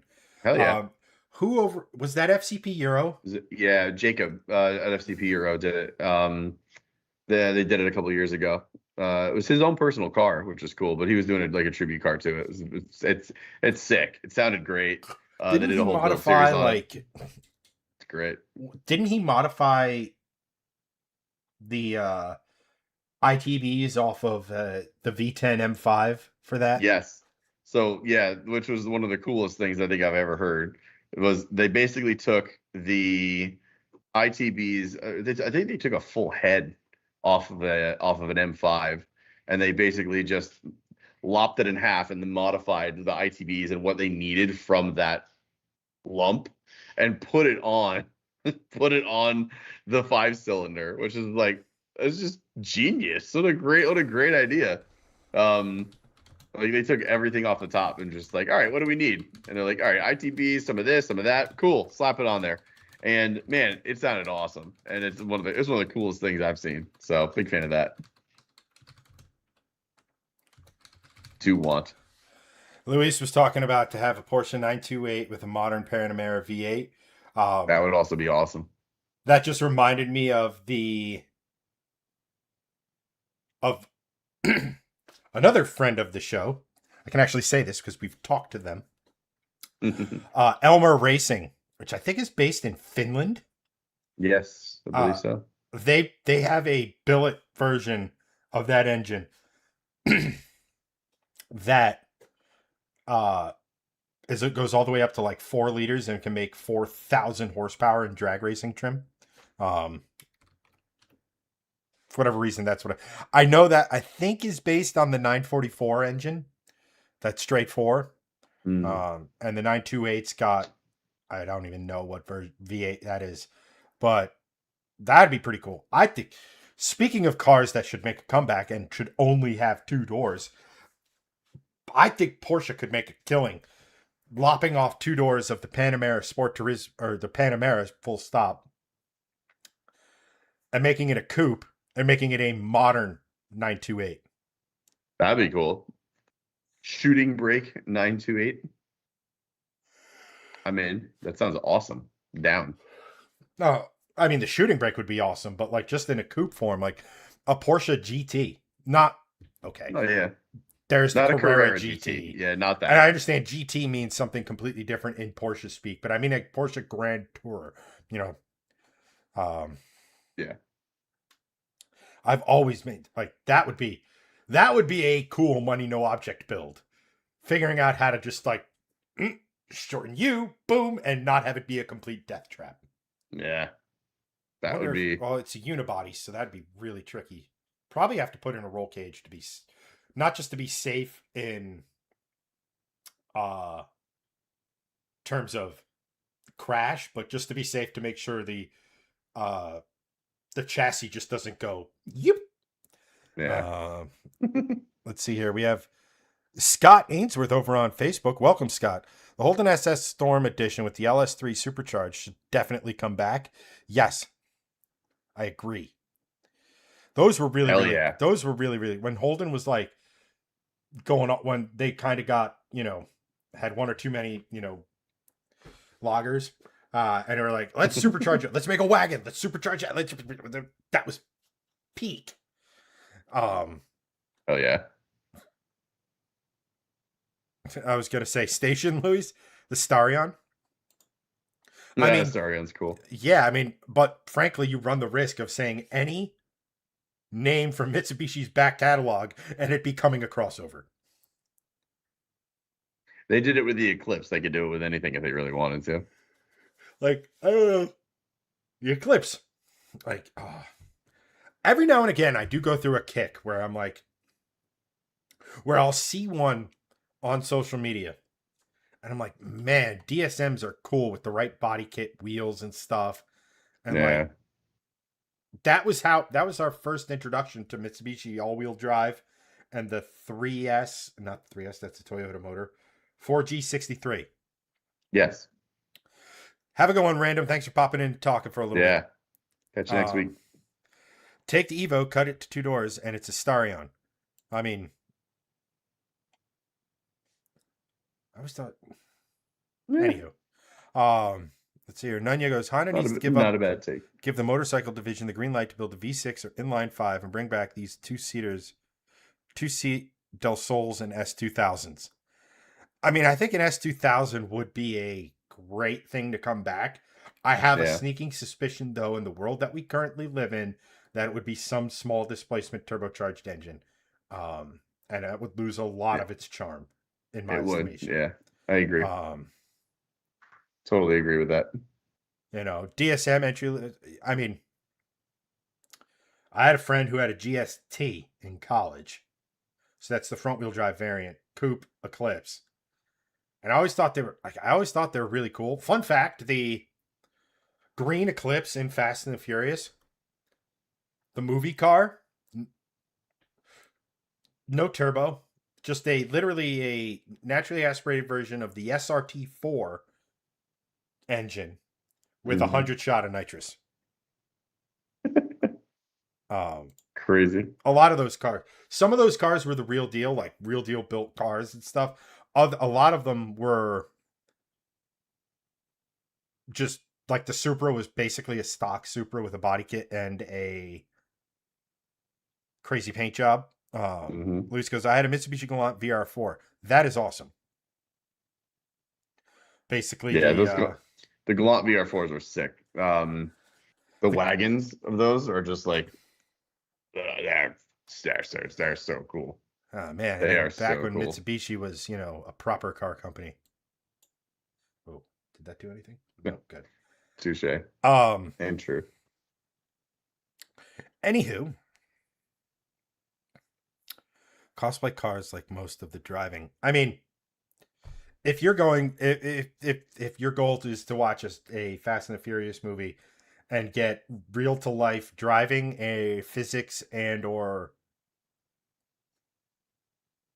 the real deal as far as cars and stuff are concerned. Excuse me. Uh, Here's the thing, though. It was the closest to anything of the modern car, and I don't mean the current Fast and the Furious movies. I mean the first Fast and Furious Tokyo Drift. Like those were as close as we're gonna get to like a true blue real car guy type movie. Um, Yeah. huh. I have. Oh, I can't do that live. All right. Anyway, let's see here. Nunya goes Subaru Legacy STI. I think those are really really cool. I would love to play around with some form of a Subaru with an EZ30, the flat six. The flat six, yeah, that'd be cool. Um, just because for reasons known only to Subaru, those were ridiculously over engineered and, you know, don't have ringland and head gasket issues. Uh, Yeah, which is so un-Subaru of them. Luis goes, well, good night, gentlemen. Thanks for stopping in, man. And I really appreciate you being an active member in chat. We may not Yeah, agree on anything, but that's why we're here. yeah, If absolutely. everybody just agreed with us, this would be a very boring show. So I appreciate you bringing, your thoughts, your opinions, all that stuff Hell to yeah. the show. Really appreciate it. I would love to try to go to Instagram. There's a lot of technical things on the side of it with the streaming software and all this other stuff that I have to figure out. We tried it. Basically the short version of the story is I have to make a complete stream deck from scratch again because this unfortunately isn't just the layout I bought. I built it. It's nothing special. Please, I'm not trying to say that. uh I am thinking about doing vertical format stuff. It's now easier than ever to do that. I just have to build the uh I have to build the stuff out, and for now Streamlabs doesn't make that intuitive and easy. I.e., I edit the vertical, it messes with the horizontal. I mess with the horizontal, it edits. Say what you will, this is the one time you'll hear me say it's not Greg's fault. But again, Luis, if you're still here, like I appreciate you coming in and like love the conversation. Like Yeah. that's part of the stuff I really like. Like I people disagreeing with me, totally fine. I am not an authority. I am not that arrogant, unlike Greg. Kidding. We're not going to make that part of the lore. It's Greg's fault. That's it. That's all. That's where this ends. Like Alicia says, but we will still blame Greg anyways. Um, Exactly. uh, I love the conversation. That's why I love going to car shows. That's why, like, in the summer, more the fall, when the younger car guys start coming out to like my local Wawa and stuff, I love talking with them. Until they, when it starts getting like, I can do this, I'll beat you with this, ba ba ba ba ba ba. Like when there's too much chest puffing, it's like, that's cool, man. I'm glad you love the car. Start going too much further, and it's like, I'm gonna go over here now, or you know, unleash the Kennedy side of me, the wise ass gene, so to speak. Uh, Chris goes, "This is one of the best lives I am a part of. Love, thank you so much, man. Really do appreciate that a ton." Um, Yeah. yeah, Luis goes, only saying it because I do a lot of stuff over there on Facebook is more my personal. Yeah, no, I didn't mean to make it seem like I was sort of dismissing the idea. It's just, unfortunately, this is not my full time job yet. Um, Cue Alicia Yeah. with our unofficial podcast slogan. Um, so I feel like we should make a song like Blame Canada did with South Park. It's like Blame Greg. It's like there's got to be some sort of oh song my about gosh, me I eventually. I mean with AI, I'm sure that's a possibility. Like if they can make like something in the vein of like what who the country singer that covered the Nine Inch Nails song Hurt. Um Oh, Johnny Cash.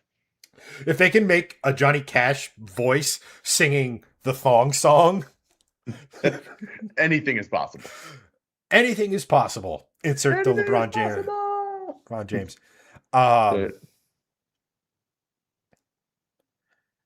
But uh Chris goes, that's why you should go to Carlisle for the shows that they put on. I mean, I don't want to dive too deep into the future. Uh, and I haven't even mentioned this to Greg.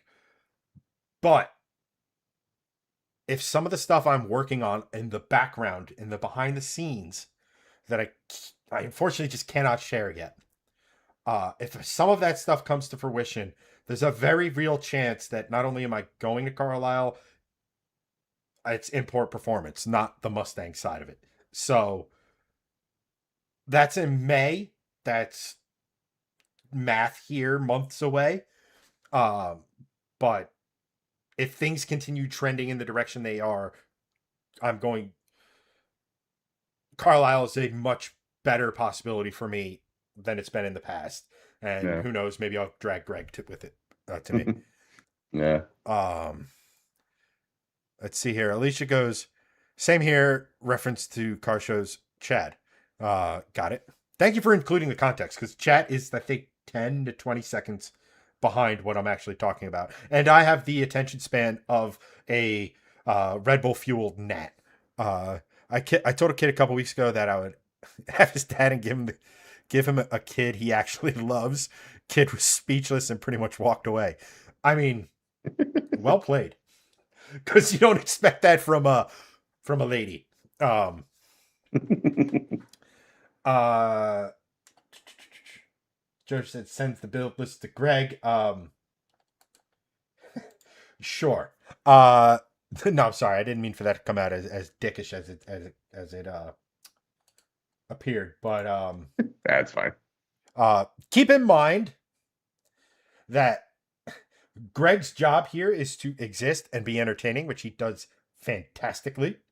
But all of the production side of this show, which I'm not going to sit here and say is a ton, It's Chad.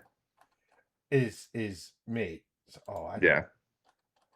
Oh, this is all text. Okay. Oh God, it's gonna make it difficult. Now to figure out where to. Oh, that's what I'll do. Probably shouldn't be doing this, but I'll put this in new Google Docs. Anywho, uh, let's do that. Yeah, Chris. I mean, like I said, like Carlisle, my local car shows, and possibly some other. I don't want to call them appearances because that makes me feel like I'm saying I'm some sort of big shot. It's like, I'm gracing you motherfuckers with my time live and in person. Bow to me. Like the thing, like Loki in the first Avengers.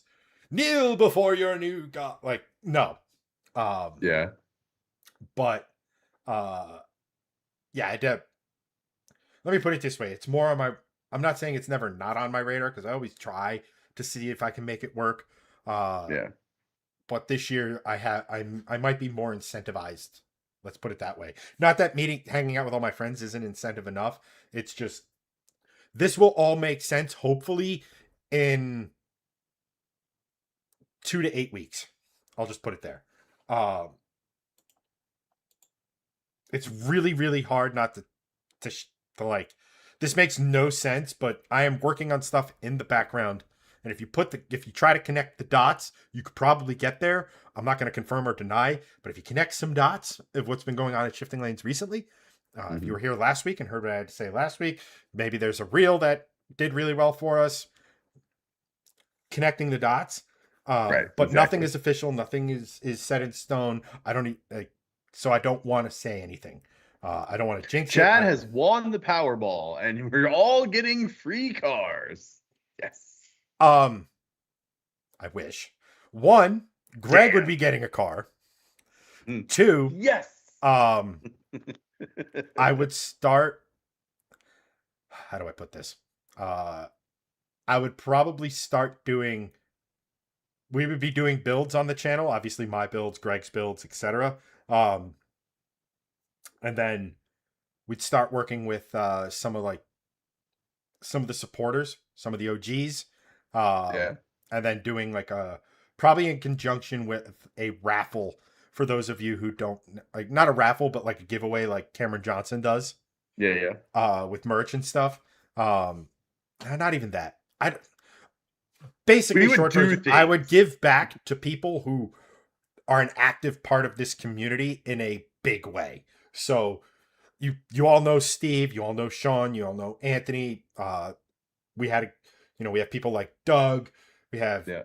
and then that's me. Not Justin has been popped in the chat. There's a bunch of people from like the old guard, Yeah. the OGs that are active supporters on our Facebook page. Yeah. Um, I don't mean to sit here and say that financial giving us money in any way, shape, or form makes you a quote unquote OG or a important part, but they've done that. Yeah. I'm not saying you have to do that because I appreciate people like Chris, Joe, Alicia, Nunya over on YouTube, Random over on YouTube, all these people who are kind of quote unquote the new guard, Mm. who are as important, but like in a shorter, like you've been here for a shorter amount of time. That's not saying there's anything wrong. It takes time to discover shit, but like I don't know. Basically, what I'm trying to say is that if I were to win Mega Millions, and once I got everything situated, once I got, my mom taken care of, my house taken care of, a shop built, frankly, my car built. Um, I'm selfish like that. Hanson and Greg would be getting whatever they wanted, within reason. I'm not buying Greg like a $30 million Ferrari 250 GTO. I was just gonna be like, hey, an armada of Koenigsegg's. Here we go. let's do it. Yeah, no, that's not real. Greg with the wait, you put 100,000 miles on a Koenigsegg? That would be the only way I wouldn't charge him for it. Yeah, I would drive it across country multiple times. Um, Annual service, what's that? but let me put it to you this way. I have a list of individuals who I know who have supported the show, who are here week in and week out, who have reached out and we talked to, say, personally, who have bridged the gap between being just a supporter of the channel, being a viewer, to being a hybrid friend slash viewer. I've made a few friends from people who've watched this show. So like, It's true. and giving back takes, again, we're talking hypotheticals, so I don't want to bog it down any more than I already have. But like, there might be employment opportunities, right? Yeah. Like all this sort of stuff. But in the meantime, there are things in the background happening or potentially Right. And happening that could make if things we really come exciting in back the and near we put future. our in reality hat on, Mm. yeah, stuff going on in the background. If it comes to fruition, you're going to see an extremely happy chat. like Yeah. extremely. Yeah. Chris goes, shifting lanes, street takeovers. I am diametrically opposed to street takeovers. Yeah, no, none of those. The only street takeovers we will be doing is parking alongside of our house and having a barbecue. That's it. Like the first Fast and Furious movie, full circle. Exactly. That's an appropriate street But takeover. let me put it to you this way. If such a time does arise where I am a little bit more financially flexible to put into, say, an event, you best believe I'm reaching out to the racetrack that's near me and going, hey, you guys do swap meets on the weekends and stuff like that. What would it take for me to, say, host a little thing in your parking lot where all of our guys Right. can come by, hang out, meet each other? Something I tried to do with the shift show a couple years ago. That was way more, that I bit off way more than I could chew on trying to do with that. But keep in mind that stuff I'm always constantly thinking of, like a shifting lanes meetup, like Yeah. literally a shift show that is more substantial and just easier to pull off. Let's see here. I'm just going to rattle off chat real quick. Joe goes, if I was in the Northeast, I'd show up to Shifting Lanes, Cars, and Coffee. Appreciate that. Alicia goes, will you pay off my mortgage instead of a car? I mean, let me be incredibly selfish with what I'm about to say, and don't take this the wrong way. Everything I would do would be to give back to the community that I could also make content on.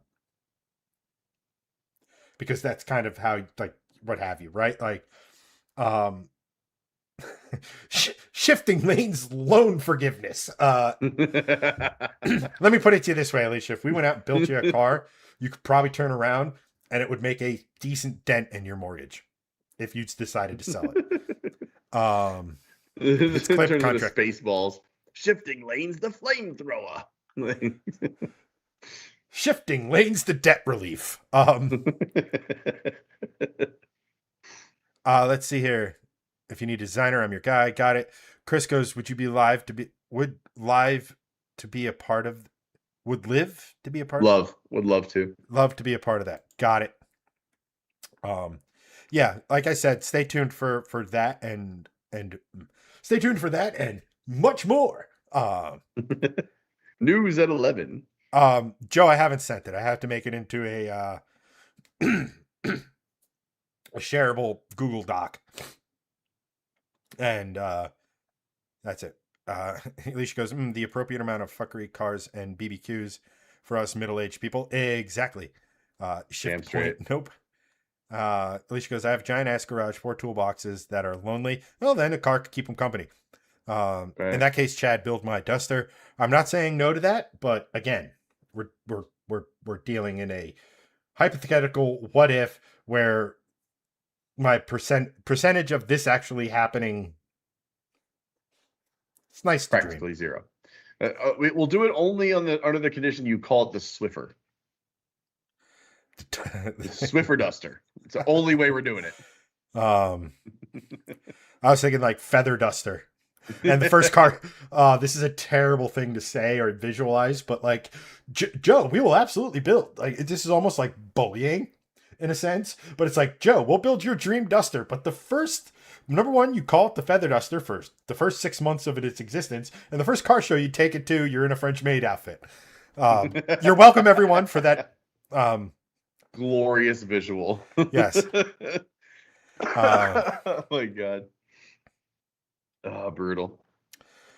Yeah, that's a large part of it, Chris. To be honest, if I was to do anything, I would split it down the middle for three separate charities. Number one, I'd probably be looking into like the Michael J. Fox Foundation or Punch for Parkinson's would be my charity of choice, just because of my.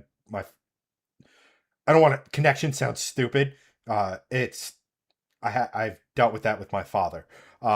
Greg's charity of choice and Hanson's charity of choice. Would split it down the middle. Let's see here. Joe goes, content is content. The lightweight version. Nunya goes, all right, guys, work 30 comes early. Hey, I appreciate that. And that is actually a brilliant note, that's where we're gonna call it for tonight, guys. You're awesome tonight. Hard carry for the show. Appreciate everyone who commented, joined in the discussion, even your unhinged ideas.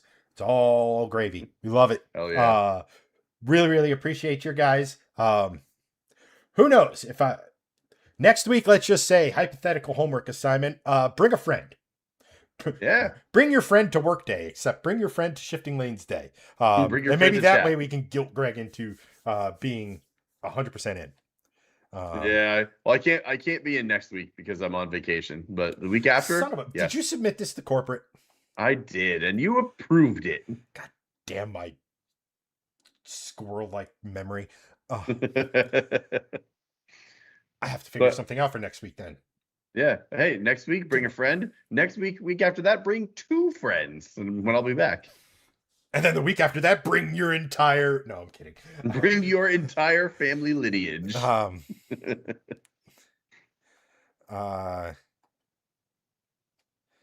Nudgy goes, unhinged ideas. I feel seen. I mean, that makes up a core group of... If you like that sort of stuff, that's our core group. Yes.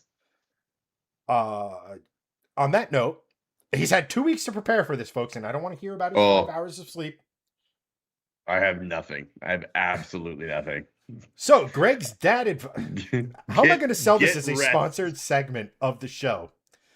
Next week, it is all Greg's fault. Yeah, next week it is my fault because I'm not even here. My dad advice this week is get sleep, get better rest. And my piggyback on that is get enough rest. Yeah, that's actually because that's if my back is any indication, when I oversleep, I'm useless for the first half of the day until my back loosens up. Yeah. Middle-age problems. But on that note, thank you so much, everyone. Again, thank you so much for Greg for finally carving out enough time to do the damn thing. Appreciate you. But I will be in touch with you guys about next week. Maybe with a guest appearance. Don't know yet. On that note, you guys have a wonderful week. Enjoy your automotive adventures, and we will see you, well, whenever we end up seeing you.